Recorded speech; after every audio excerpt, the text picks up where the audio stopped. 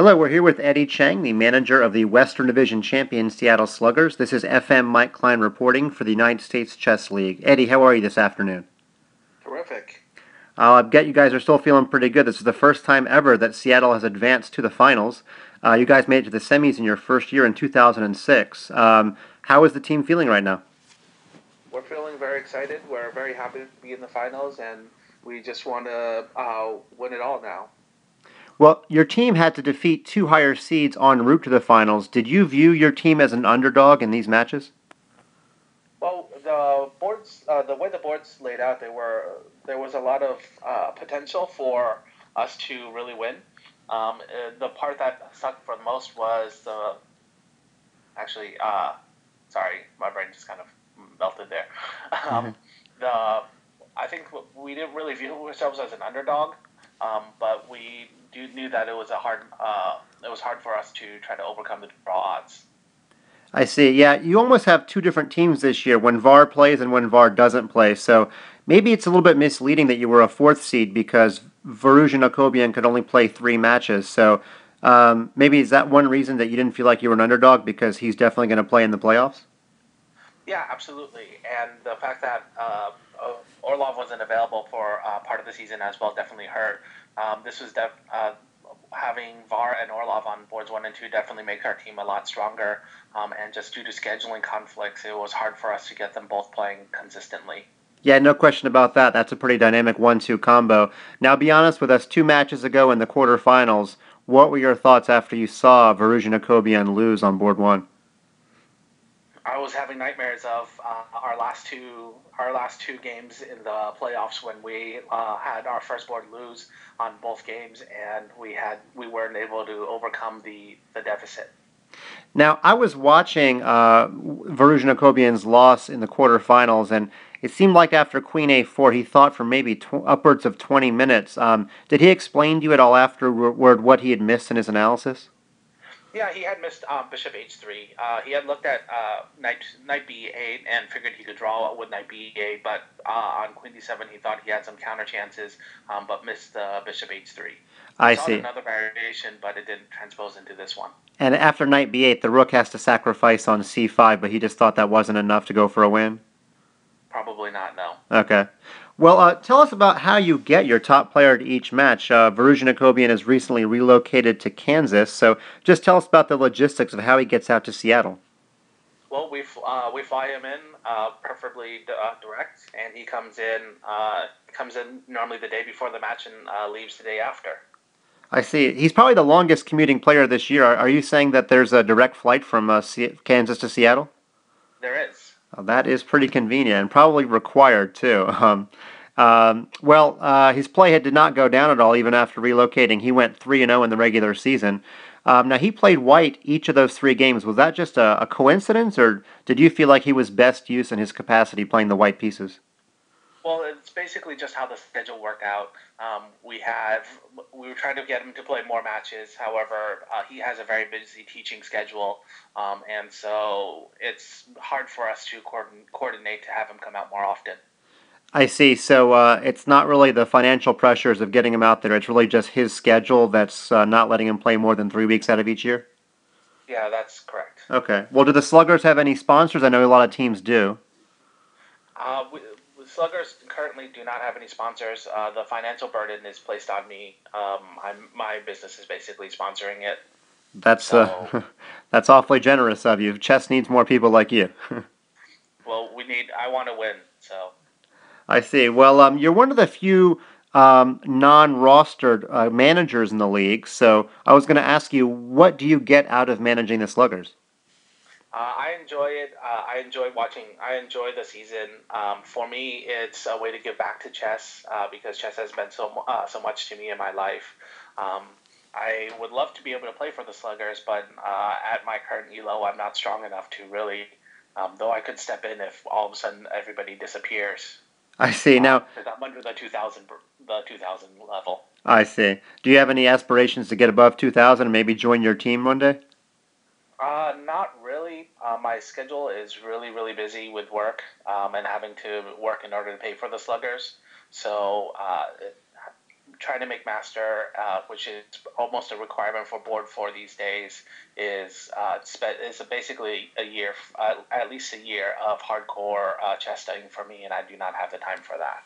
Now, you said that chess means a lot to you, or has meant a lot to you. Can you elaborate? What is it? Something that's gone on in your personal life, or you just believe in it as a sport or a game? I believe in it as a sport in the game, and I also believe in using chess to further your own life skills. I think that I see a lot of chess players who don't really take what they learned in chess and the concepts in chess and apply to the rest of their lives. And I think it's a very important, and it could definitely help you in your own careers, no matter what it is.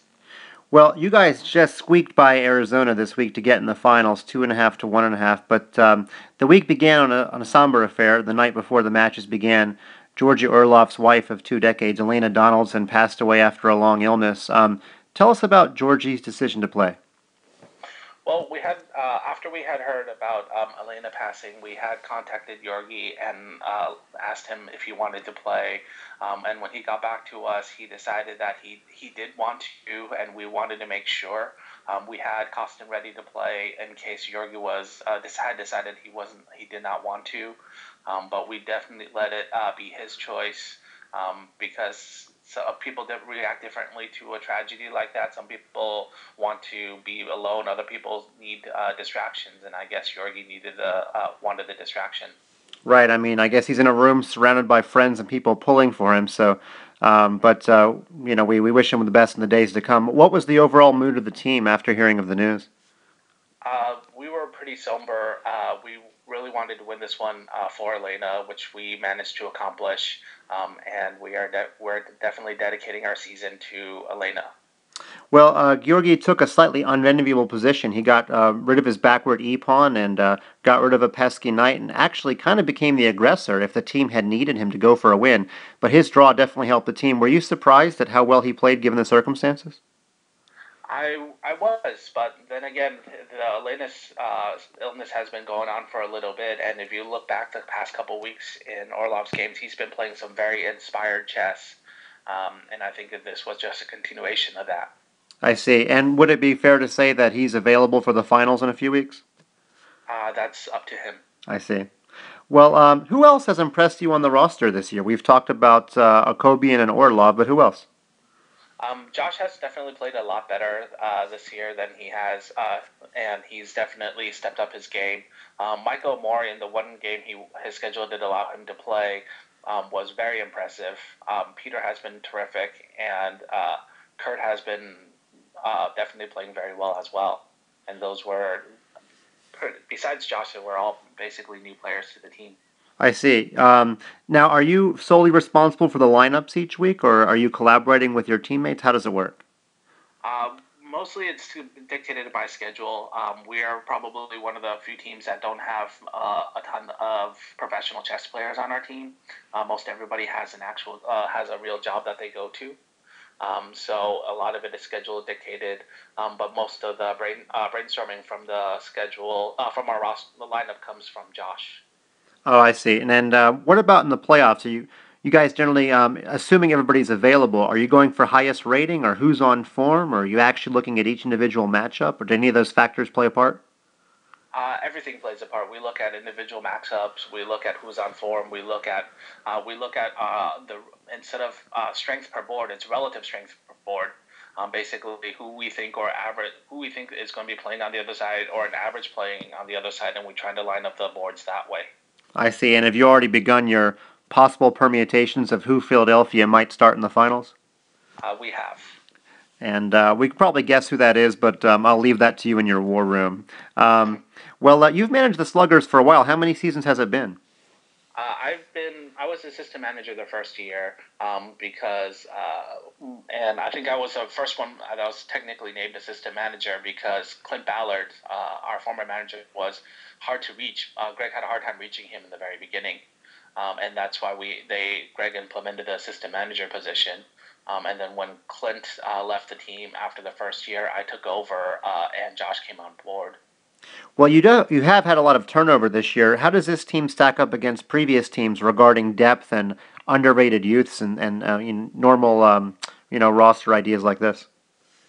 Well, Roland is definitely an underrated youth. He did really well in the world juniors this year, and we look forward to having him on our team for a while.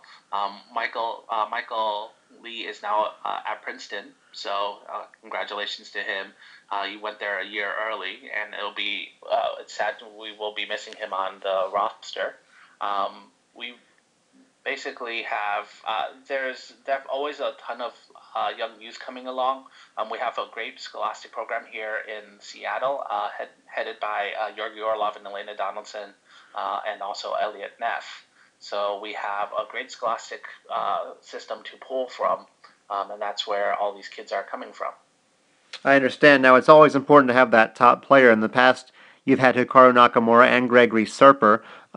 Is there any chance going forward that if Akobian doesn't come back next season, that you could be left without a Grandmaster on the roster? Or do you think you might be able to recruit a Grandmaster if Akobian ever had to leave the team? If Akobian had to leave the team, we do have other GMs that have requested in the past to play for the Sluggers. So we can always bring in one of the other players that have requested to play for us. I see. So you're constantly thinking about the future and preparing for the present, it sounds like. Yes, and hopefully, and unfortunately, the rules have changed. But one of the dreams that I had before was running Orlov on three if possible.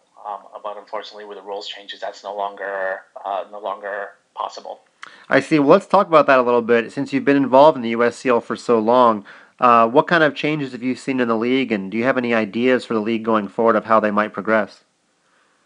Well, I mean, we are definitely moving towards a more professional league, and so attracting corporate sponsors is going to be definitely something of the future.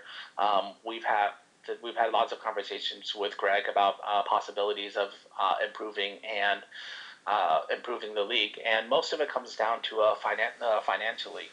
If the league can get financially stable and get more money, then we would be able to really push the league and make it so that we can actually be mentioned on ESPN. I see. And then you could work less, right? Because you wouldn't have to give as much to the team of your own money, right? I would probably still work the same. I see. Well, you want to give us any hints or indications of who you're thinking about starting in the match against Philadelphia on December 1st? Well, I think our lineup is we have we. It really depends on how Orlov is feeling. So depending on whether Jurgi wants to play or not, that changes everything that we do. So I really honestly have no idea right now. We're preparing for both contingencies. I see. But good chances you'll be able to get a Kobe to fly back out? There's a good chance of that, yes. I see. And it was great that he was able to come out yesterday, considering that it was his birthday and also his anniversary. Well, that's pretty cool. Now, no slight to the good citizens of Kansas, but he'd lived in Los Angeles for a long time. I'm sure he was happy to get back to the big city every time he flies out. Yeah, he always loves coming up to Seattle, and we always love having him here. And does he have kind of a routine of his favorite restaurants and favorite places to go out and things like that?